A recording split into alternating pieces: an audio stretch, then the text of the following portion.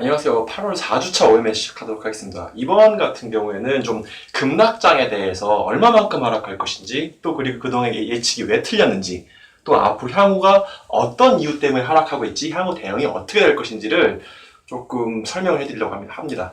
우선 지수를 원래 2000 정도에서 바닥을 잡고 그 이하는 1915까지 바닥을 잡고 터닝할 거라고 했던 예측이 틀렸던 것들은 좀 죄송하게 생각합니다.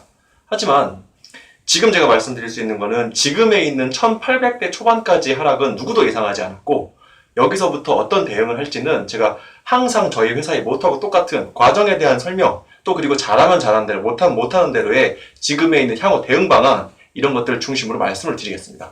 지수가 4월 기준으로 2180을 찍었던 것들이 2100에서 횡보를 하다가 급락이 한번 떨어지고 이런 형태를 그렸었죠.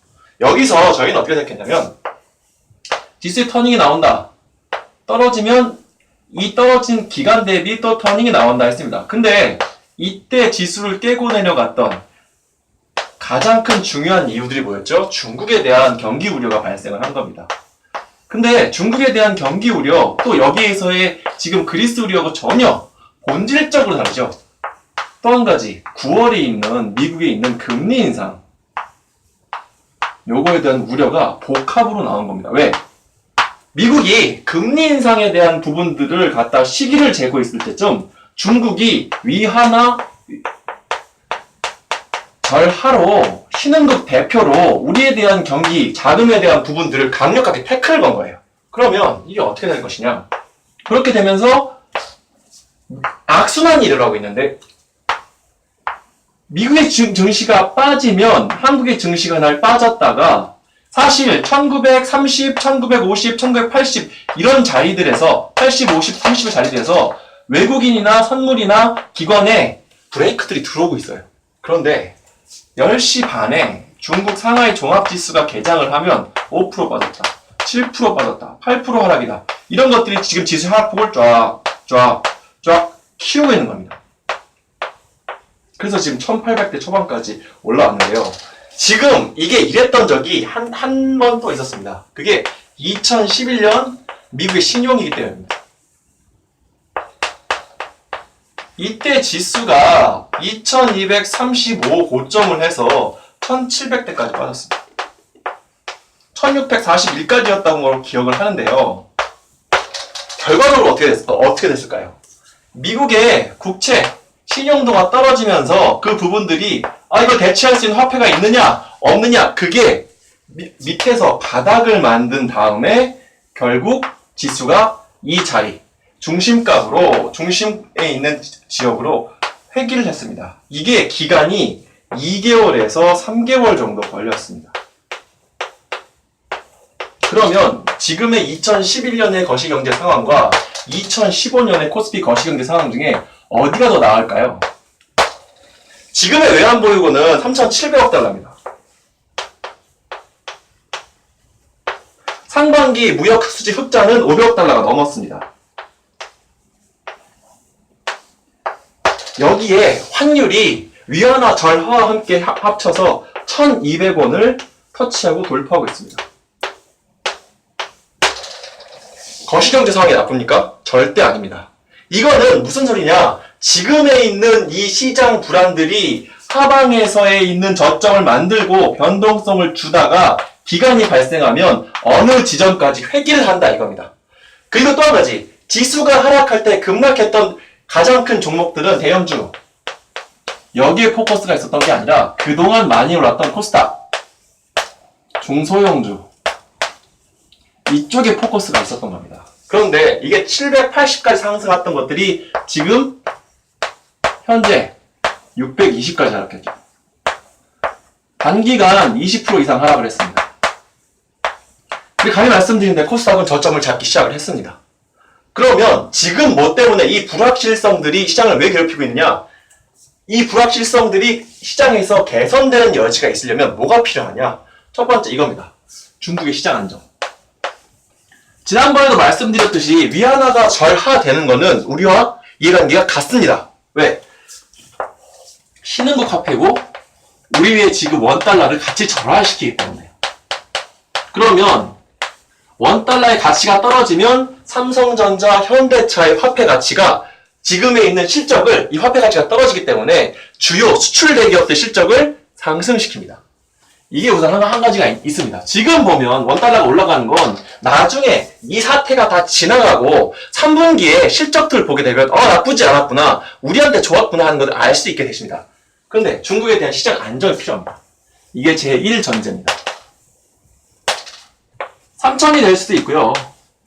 3,300이 될 수 있다고 하는데 시장이 어디서 안정이 되느냐, 이 중국에 있는 불안감이 어디서 항상 10시간만 되면 중국이 또 급락할까 하는 것들이 중국 시장에 대한 안정이 1번이 되어야 됩니다. 시장 안정책이 나오고 있는데 조금 더 지켜봐야 되는 상황이고요. 또 한 가지, 미국이 금리 인상 결정에 대한 부분들을 9월로 할 것이냐 12월로 할 것이냐, 얼마만큼 픽스를 나가서 폭을 0.125로 할 것이냐 0.1%를 할 것이냐 정해야 됩니다. 시장에서 중국이 하락하고 있는데, 중국이 또 한 가지 문제가, 미국의 금리 인상 결정이 된다고 하면 무엇을 수반하냐, 강달러를 수반합니다. 달러가 강해지는 역할.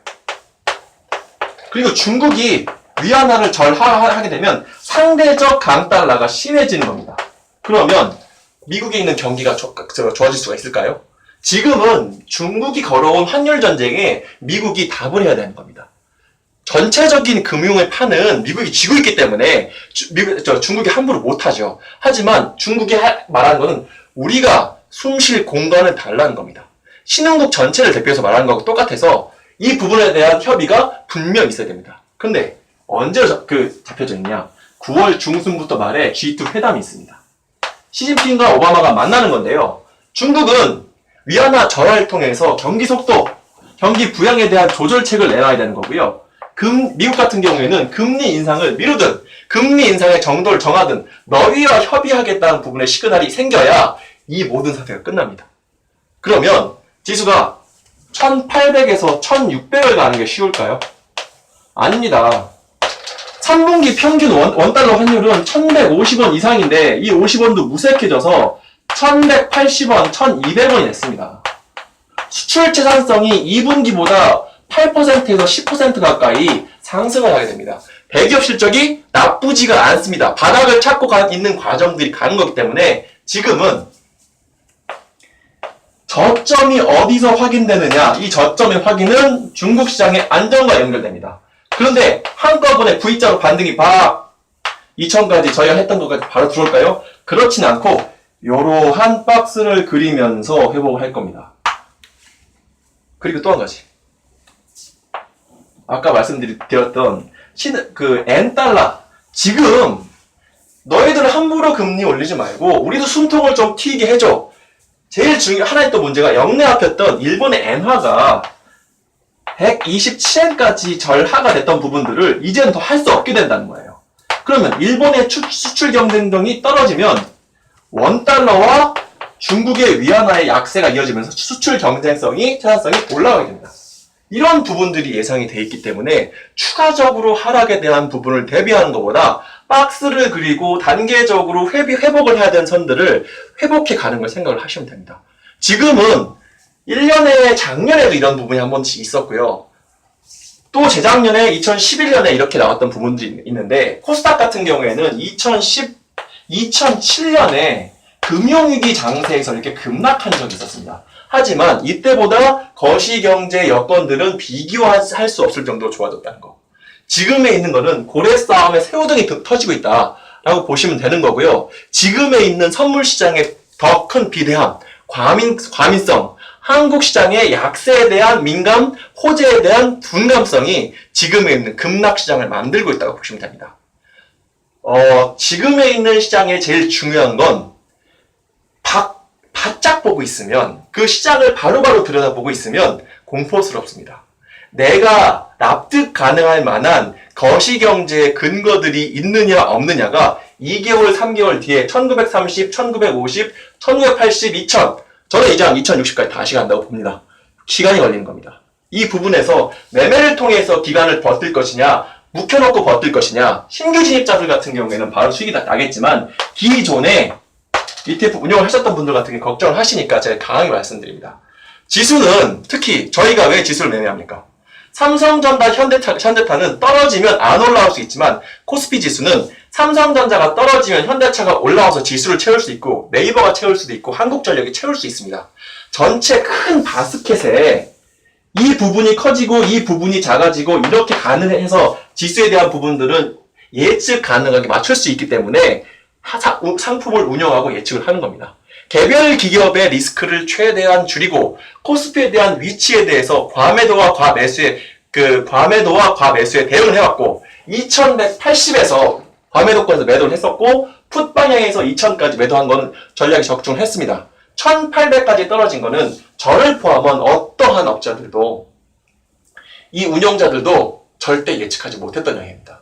여기서 저는 물러서지 않고 대응을 하면서 지금에 있는 과정을 계속 설명해 드릴 겁니다. 너무 겁먹지 마십시오. 지금에 있는 공포 투매 기간은 분명 지나갑니다. 그 지나간 다음에는 여기서 제일 문제가 되는 부분은 신용이나 빚을 내서 매매한 사람들이 제일 문제가 되는 거지 현물로 지수를 들고 있는 부분들은 점차적으로 회복이 돼갑니다. 너무 겁먹지 마시고 지금에 있는 상황에서 우리 거시경제 여건들은 생각보다 탄탄한 부분이 있고 환율에 대한 부분들이 확실히 수출 대기업들에 유리하기 때문에 중국과 미국의 경기에 대한 문제와 금리 인상에 대한 문제들이 해결되면 장은 올라온다 생각하시면 되겠습니다. 좀 장이 좀 어수선합니다. 그 어수선한 부분에서 저희가 좀 더 많이 설명을 드리고 고객 분들의 불안한 요소들을 좀 많이 제거해 드리려고 합니다. 너무 걱정하지 않으셔도 될 것 같습니다. 다음 중간에도 또 문제가 있다고 하면 간단 시험을 통해서 찾아뵙도록 하겠습니다. 이상으로 8월 4주차 OMS 마치도록 하겠습니다.